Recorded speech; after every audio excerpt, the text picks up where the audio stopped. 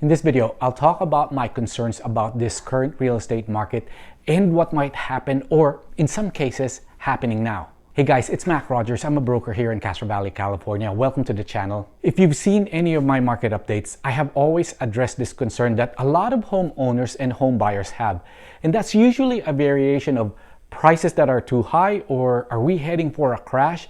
But the question or concern centers around where we are headed. You know, forbearance, pandemic, economic collapse, natural disasters, social discord, the results of the elections. I have covered all these in my previous videos and how it may or may not affect our current real estate market. Check out those videos here. The real estate market it definitely looks like it's going berserk. Multiple offers, non-contingent offers, 100% over asking. It's no longer a Bay Area phenomenon. It's going on all over the country. Now, are there red flags? Am I concerned? I can't begin to tell you how my mind is blown every time I have a client that is buying their first home and it's in the $1 million. A couple of times it was in the multi-million-dollar range. So have prices gone sky high? Are we at the top? How much longer will this continue? I mean, we can't continue to just go up forever, right? Back in 2016, 2017, I was saying this already. Income has to catch up with prices. And just when I thought the market will take a breather, in comes a whole bunch of new, ready, willing, and able home buyers ready to drive the market up some more. It's crazy. So what do you do if you're a home buyer? What do you do if you're a home seller? Unless you've been living under a rock, you most likely know the issue. That is, there's a shortage of inventory. As a matter of fact, here in the East Bay, inventory has been going down the last couple of years. It's not just this year. This is a year-over-year problem. New home builders are not helping either. Builders here in California have to jump through hoops, move mountains just to get a project approved. And now what's added to the cost of building new homes is the cost of lumber. Lumber prices have jumped and all other construction materials. And really, here in the Bay Area, no one builds affordable housing. What does affordable housing even mean? I mean, if it's a $1.2 million townhouse and the builder sells everything, doesn't that mean it's affordable because people can afford it? I think most people confuse affordable with cheap. So you have this growing divide between the haves and the have-nots. We're going like this. So what will trip this market? I think it was James Carville who said, "It's the economy, stupid." We've had one of the best and longest running economic boom in history before this pandemic hit. Now, you might say, well, the pandemic hit us, but the housing prices actually have not gone down. As a matter of fact, it just keeps going up. True. And the reason for this right now, the people that are affected are mostly non-home owners, mostly renters. So we are not seeing any effect yet. Plus, if you look at what the experts are forecasting, the forecast is still on the upside. So you still have this rosy projection on the horizon. And then you also have new buyers that are coming on the market because of the super low interest rates that we have. Here's where I think we start to get affected by all this. Now, mind you, these are anecdotal evidence. I don't have any statistics yet to back this up. In other words, it's my opinion, and you know what they say about opinions, right? Anyway, I have, and you probably have as well, started seeing and hearing of small businesses closing down. If I'm hearing it and you're seeing it, chances are others are seeing this as well. I think this will be the first domino to fall. Think about it. We have millions of small businesses in this country. Whether they're employing one employee or hundreds, the effect will be devastating. You not only have the owner, which probably has done well for themselves, most likely they have a home and some savings put away. Now what? They have to close their business. If they still have a mortgage on their home, how do they make that mortgage payment now? They're then forced to sell their house. Now, one property won't bring down the market or bring down the prices, let alone the whole market. Especially since statistics show that at least 50% of houses in the US are mortgage-free. This is actually one of the arguments against foreclosure. No one will walk away from a home that has a lot of equity. But multiply this by the 1,000 and you start feeling the effect. The lack of inventory might soften the blow, but the psychology is what might stop people from buying. Meaning, we are talking ourselves into a recession. Everybody starts to get worried. But wait, there's more. The employees that were let go, say all the employees were renters, they then have to eventually move out of their apartments or other rental properties, right? Again, multiply this by the thousands or hundreds of thousands, and you start to see rental prices go down. Some landlords might not be able to keep up with their mortgage. Then they now also have to sell their investment.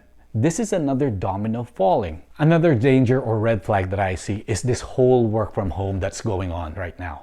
You see, I believe that it's an overreaction to the pandemic, but most likely we go back into something in the middle and not to the extreme that we have right now. Think of all the businesses that cater to workers that go into offices, restaurants, dentists, chiropractors, etc.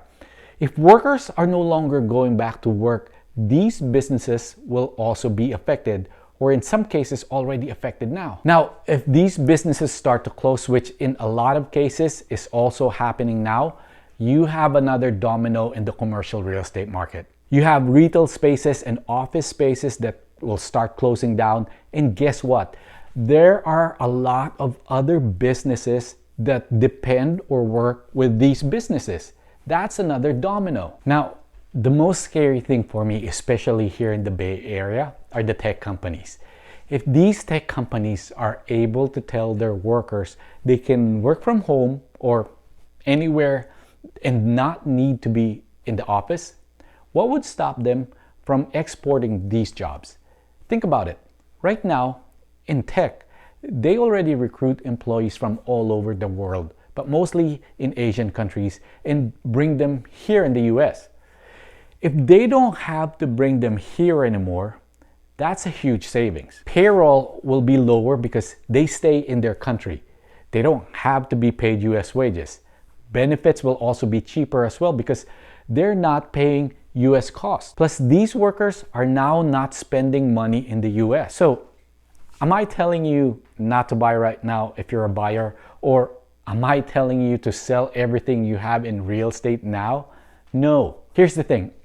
Real estate is cyclical. We have been on this upcycle since 2010.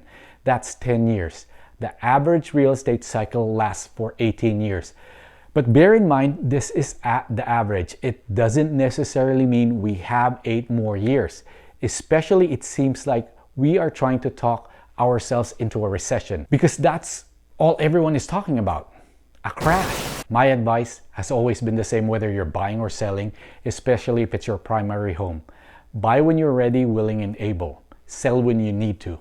If your credit sucks right now, or you don't have the down payment, what does it matter if interest rates are at historical lows? You can't qualify anyways. But if you're thinking of buying, don't worry about the prices right now if you can afford it. Don't worry about where the cycle or where in the cycle you buy. If your horizon is 10, 20, or 30 years, if there's a dip, it doesn't matter. For sellers, keep in mind when you sell, and if you need to buy, you will then have to experience the pain of competing with the multitude of buyers and the lack of inventory. So prepare yourself. Now, if you're moving outside of California, here's a silver lining. Where you are moving to will most likely be cheaper, so you can just outbid everyone. They'll hate you for it, but at least you'll get the house. By the way, they hate you already because you're from California. I kid. Well, maybe not. Just don't bring California with you. That's what they say. So that's kind of my little take on what I see is going on.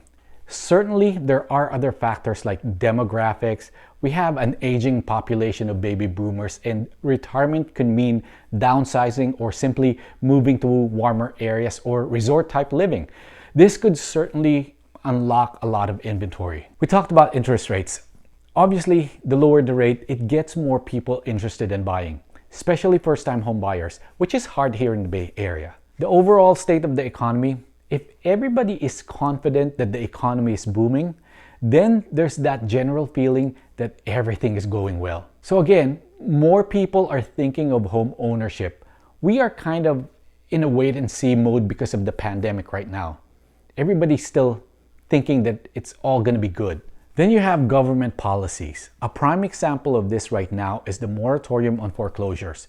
Other things like tax breaks and the different incentives also help. Right now, it's not all doom and gloom. But just be aware that it's out there. I can certainly feel that the more people talk about this, the more that it can come to fruition. It could happen. We love helping people out moving on to their next chapter. Whether it's buying your first home or selling your current home to buy that dream home or downsizing, just give us a call, text, or email, and we can sit down or video chat with you and get you on your way.